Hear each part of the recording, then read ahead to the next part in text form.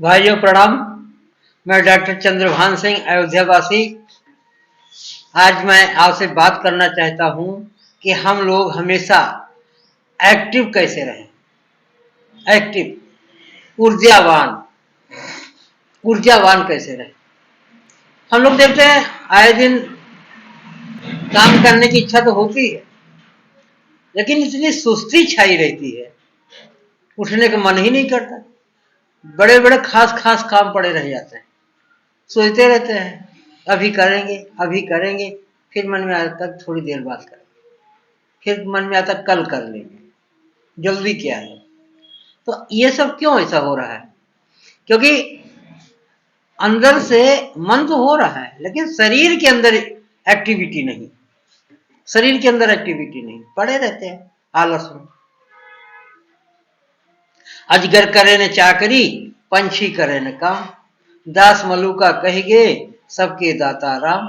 एक अजगर की तरह पड़े, अजगर की तरह कुछ काम नहीं करना है। अरे नहीं भैया, ऐसा मत करो, अपने को एक्टिव बनाओ। आलस्य में, सुस्ती में समय बर्बाद करने का कोई फायदा नहीं।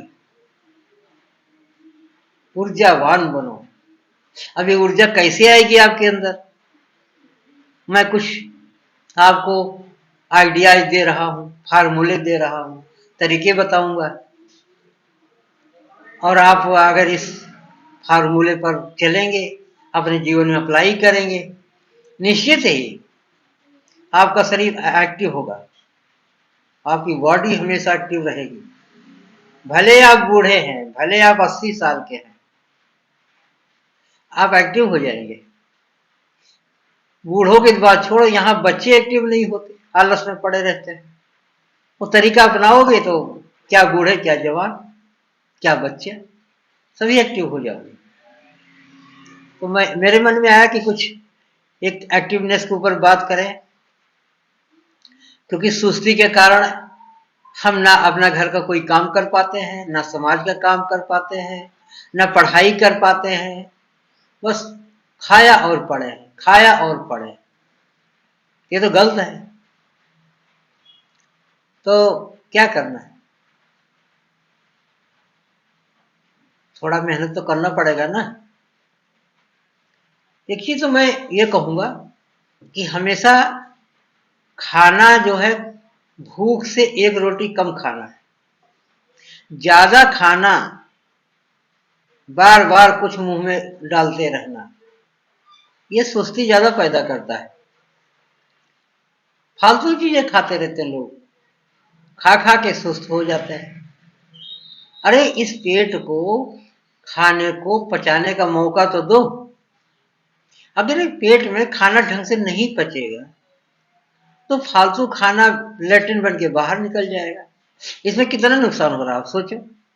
एक तो खाना बार बार खा रहे हो, तो खाने जो खाना बन रहा है, तो राशन का खर्चा आ रहा है, गैस का खर्चा आ रहा है, कई खर्चे इसमें शामिल हैं, और उसको हम बार बार खा रहे हैं, तो वो पैसे का नुकसान हो रहा है ना, धन का नुकसान हो रहा है ना। दूसरा क्या किया, खाया, फिर हमारा पेट पचा नहीं पा रहा है, लीवर को फालतू मेहनत करना पड़ रहा है, हमारा लीवर कमजोर हो जाता है, आमाशय जिसको इंटेस्टाइन कहते हैं वो कमजोर हो जाता है।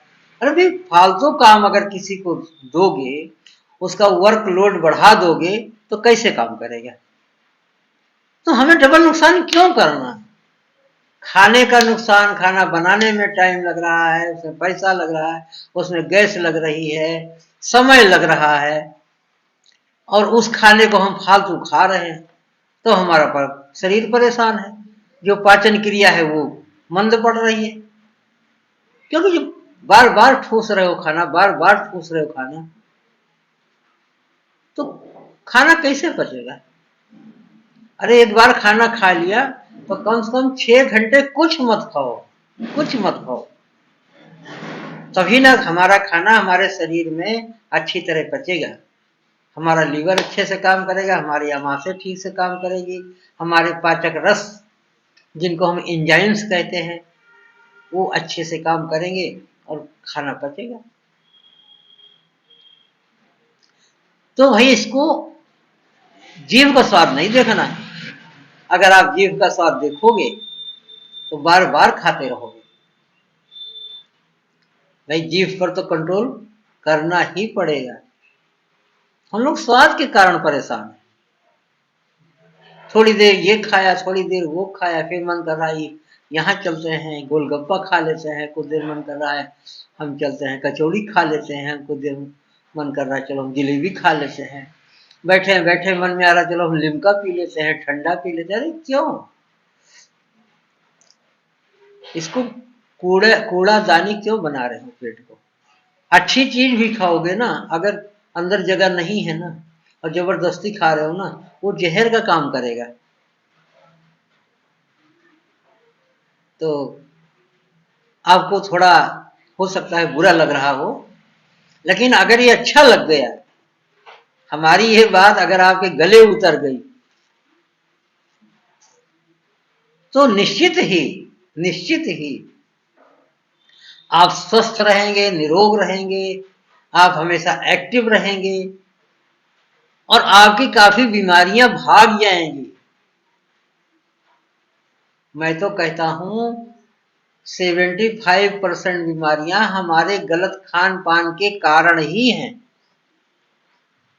जब देखो खा रहे हैं, जब देखो तो खा रहे हैं, अंट संट खा लिया, सड़ा गला खा लिया, बार बार खा रहे हो, अच्छा खा रहे हो, पेट में जाके सड़ रहा है। कहते ना, हमने सुना है पेट सफा हर रोग दफा। तो पेट साफ रखने में बुराई क्या है? तो ध्यान देने की बात है। और इसके लिए मैं एक सलाह और देता हूं, सुबह उठिए कम से कम 5 बजे, समय मिले तो 4 बजे ही उठ जाइए, नहीं 4 बजे उठता ज्यादा आलस घेर लेता है, 5 बजे जरूर उठ जाओ। और 5 बजे उठते ही 1 गिलास पानी, हल्का हो सके तो हल्का गुनगुना, नहीं तो नॉर्मल, 1 गिलास 2 गिलास जितना पी सको आराम से पी लो। ब्रश करने से पहले, मैं बार बार याद दिलाता हूं, ब्रश करने से पहले पानी पीना है। थोड़ा एक्सरसाइज करिए, थोड़ा टहलिए, घूमिए आधा घंटा, उसके बाद आप शौच में जाइए, आपका पेट साफ हो जाएगा। और एक्सरसाइज भी जरूर करते रहिए, एक्सरसाइज करोगे बहुत फर्क पड़ेगा, बहुत जरूरी है। ब्रश करने से पहले पानी पीना एंजाइम का काम करता है, बहुत बड़ा फायदा है। आप पी के देखिए, आप पिएंगे आपके अंदर से गैस, बदहजमी, फालतू सड़ा गला अन्न सब निकल जाएगा।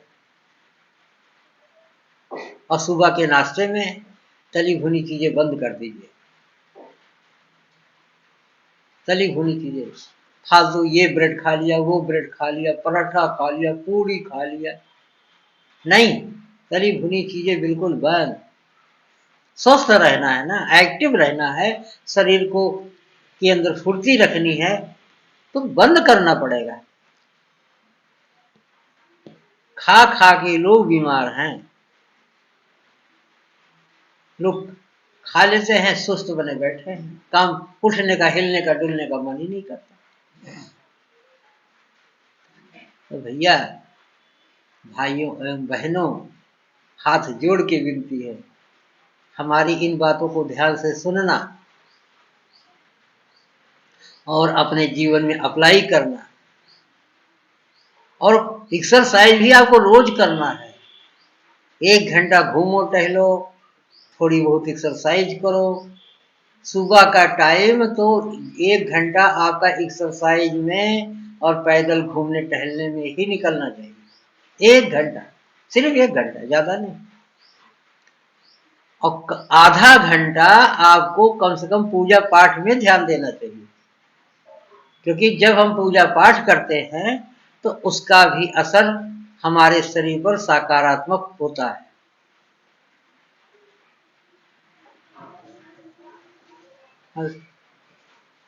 इसमें बेटिस लगाना है।